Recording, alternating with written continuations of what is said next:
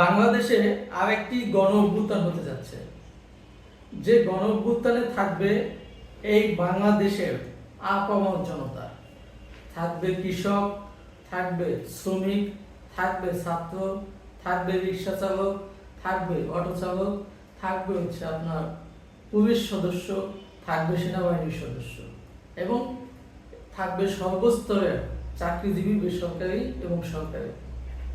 এই গণ অভ্যুত্থানটা হবে এইভাবেই। কেন? আপনারা জানেন যে বাংলাদেশের আজকের যে পরিস্থিতি, বাংলাদেশের সর্বক্ষেত্র ধ্বংস হয়ে গেছে। আর যে গণ অভ্যুত্থানের কথা আমি বলতেছি, এটি কোনো রাজনৈতিক দলের গণ অভ্যুত্থান হবে না। না আওয়ামী লীগের নেতৃত্বে গণ অভ্যুত্থান হবে, না বিএনপির নেতৃত্বে গণ অভ্যুত্থান হবে, না জামায়াতের নেতৃত্বে বা অন্যান্য রাজনৈতিক দলের নেতৃত্বে।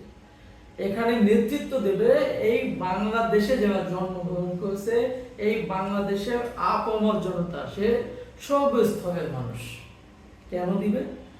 প্রথমত আপনাদেরকে বলি যে বাংলাদেশে দেখেন অর্থনৈতিক অবস্থা কি ভয়াবহ, অর্থনৈতিক শূন্যতায় চলে এসেছে।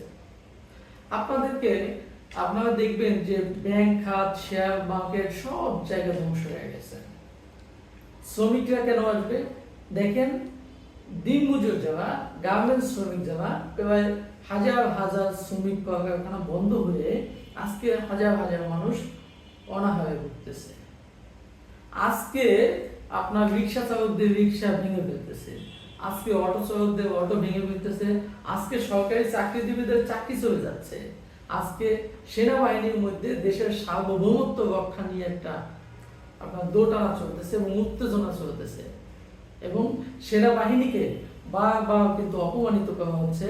বর্তমান যারা সরকারে রয়েছেন তারা সেনাবাহিনীকে তুচ্ছ তাচ্ছিল্য করতেছেন, সেনাবাহিনীকে নিয়ে তারা ব্যাপকভাবে মিথ্যাচার করতেছেন এবং সেনাবাহিনীকে অনেক অপমানিত হতে হচ্ছে।